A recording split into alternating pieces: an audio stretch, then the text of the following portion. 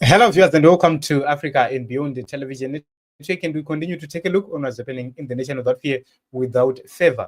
On behalf of the generals, there stands General CHIWENGA, who is believed to be the face of the generals.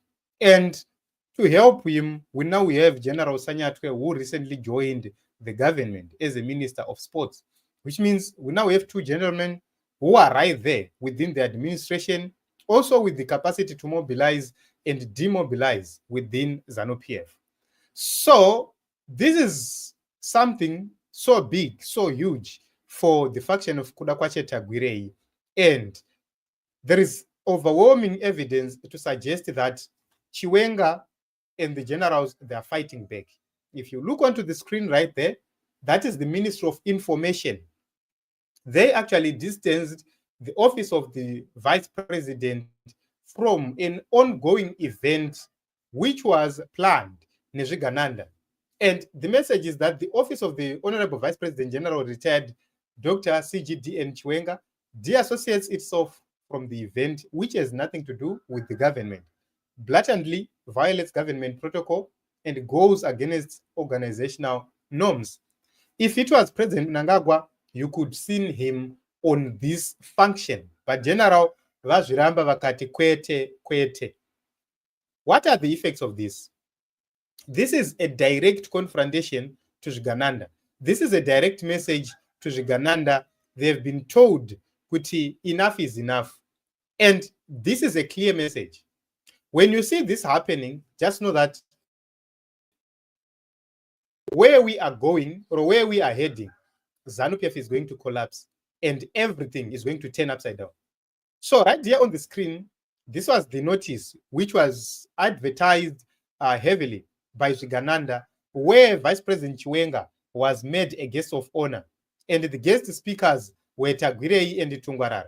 What it means is General CHIWENGA was supposed to go and get addressed by Tungwarara, get addressed by Kuda. I have never seen such an arrangement like that. Imagine a whole VP being invited to a bogus meeting by charlatans, to be addressed by charlatans. So this is what is really happening. And it has been dismissed. And we expected to see this happening. Then you go back onto the drawing board. You look at Marakashi, the way things are going right now. It's not so good. Why? It's because there is a lot which is happening underground. And at the end of the day, we are going to see just a few people prevailing over the others. Who is going to prevail? So in this, we need to ask questions. We have seen Kudakwashe Tagwirei is going down.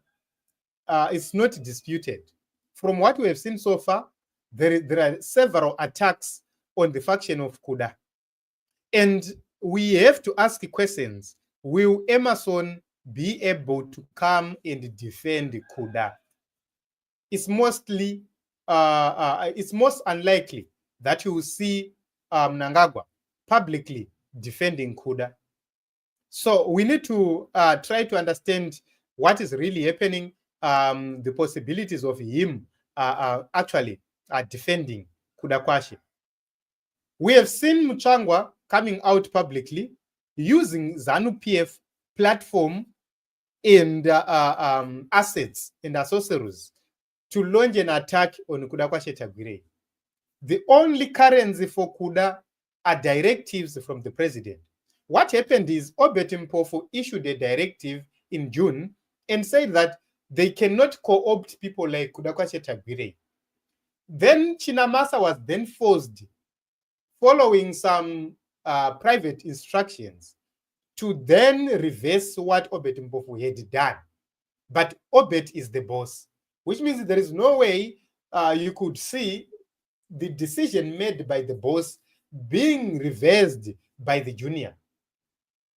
So the only body which was going to override the decision of Obet Mpofu was supposed to be Politburo. But that is not the case. It was the Secretary for Legal Affairs who then intervened against, going against his own boss, who is the secretary for the party.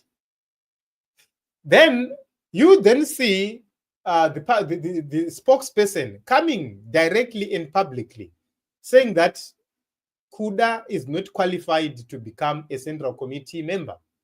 That is the position of ZANU-PF, according to the spokesperson of ZANU-PF. What it means is there are two factions right there. The faction of Emerson, the faction of the others, who are the old guards. So you look at Obet Mpofu, you look at Christopher Mchangwa, you look at General Chiwenga. All these people, they will become unemployed if Kudakwa Tagwirei becomes the leader of ZANU-PF. Who is going to benefit? Zhigananda. You will see people like Wicknell becoming ministers. You will see the Tungwararas becoming ministers. You will see all these boys who are shouting on social media becoming ministers and taking higher positions. That is a threat to the old guard, the Mchangwas, the Chiwengas, everybody who has been benefiting from ZANU-PF. So the shakings will not only happen at government level, they will also happen at party level, and some will be forced even into exile. That is the extreme or the extremes of Zhigananda. Not only that, you will see people being wiped out one by one if Zhigananda takes over. So this is going to be resisted because of so many reasons. You are going to see these comrades defending their position and resisting this. So when you look at Emerson, he's a lone ranger running around with his parallel structures who only have the influence of money but don't have political capital. So when you are looking at everything, Mnangagwa has been quietly trying to outmaneuver the other faction. But we have seen the other faction now coming out directly, which means Mnangagwa has adopted strategic ambiguity. But is it working for him? Definitely no, it's not working, because the comrades are now coming more directly. What it means is, if this continues, ZANU-PF is going to split, ZANU-PF is going to fragment, ZANU-PF is going to shatter, and it's going to be destroyed from within. Will Emerson allow these comrades to take over? Definitely, he's going to fight to the end. Also, will these comrades allow Tagwirei to take over? Definitely, they will fight to the end. So these are two groups of people who are not going to back down. They will continue and continue and continue. And at the end of the day, something interesting is going to happen. So with General Chiwenga distancing himself from Tagwirei's dinner, what it means is this is more than humiliation, not only for Tagwirei, but also for number one, who has been supporting this faction. So there is limited room for intervention. At this point in time, if Mnangagwa is to come, he will be going against Mchangwa, not only Mchangwa, Chiwenga, not only Chiwenga, but the entire ZANU-PF Elders Council. So what it means is he will be somebody who will be going against everyone. Yes, and that is not going to end well. So when you look at everything else, Tagwirei, according to Mchangwa, has failed to secure Central Committee status. And Mchangwa was so clear that Central Committee is the key decision-making body when it comes to the 2027 Congress. So whatever which is happening, Mchangwa made it clear that all this which is happening is a matter of having control of the Congress which is coming in 2027. So even if Tagwirei was not going to run for the presidency in 2027, he was going to directly influence the decisions made by the Central Committee.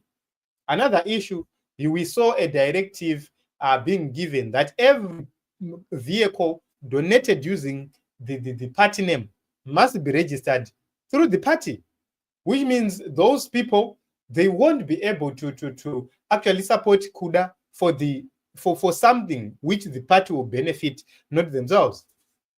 So you can actually see that they are trying by all means possible, but it seems as if the generals, they are hitting them hard. In terms of strategy, it seems as if the generals are ahead, although they are following from behind. they are ahead in terms of having a vision against this whole thing. So at the same time, you ask questions and say, in 2017, who was the actual engineer of what really happened? It seems as if the engineers of 2017 are in charge now. And those who have been, what I would say, hey, is a security, is an intelligence supremo, is a strategist whatsoever. Seems as if he's not, because the people who are actually strategizing are the generals. You look at the steps they are making. They are making clear, bold moves to make sure that there is nothing that happens with Tagwirei which becomes successful. So what it means is we are going to see ZANU-PF dividing. If they continue in this way, we are going to see ZANU-PF dividing. And at the end of the day, Mnangagwa will try to save himself, and to save himself, he will have to sacrifice Kuda. The question is, if they then start to raise dockets against Kuda, who is going to defend him? Who is going to protect him? Will he be in Zimbabwe? Is a man under sanctions? Will he be able to leave Zimbabwe and be in exile? And where will he go to? So you can actually see that it's either Kuda backtracks, or they will say, so it seems as if both sides, they have an option, and it's something else. So this is a move from the generals, and to me, it's a very, very deadly move. Something is happening, and at the end of the day, you start to see results coming out. So this is what's happening, and very, very interesting moves have been made recently. One-on-one, Spiwe, thank you very much, my sister, for coming. Greetings, my sister. Thank you very much for this contribution as well. And one-on-one says, all of this is part of Vision 2030. Okay, Vision 2030, it seems as if it's crumbling. It's not going to hold any water. We will see what happens as time goes on. But I think Kuda will have to back another candidate from behind the scenes, not himself. He is not going to succeed right there. So very, very soon, what these comrades are doing, they are exposing the rightful person for Emmerson Mnangagwa to come now and start working or campaigning. Whoever is being begged in Kuda or whatever, tichamuona manje akuiswa pa spotlight, and it seems as if they're going to fail because there is a lot which is happening. It seems as if they are the old guard, they are prepared and they are willing to use whatever which they have to fight back. Thank you very much, everyone. Let us meet in other episodes as well as other broadcasts.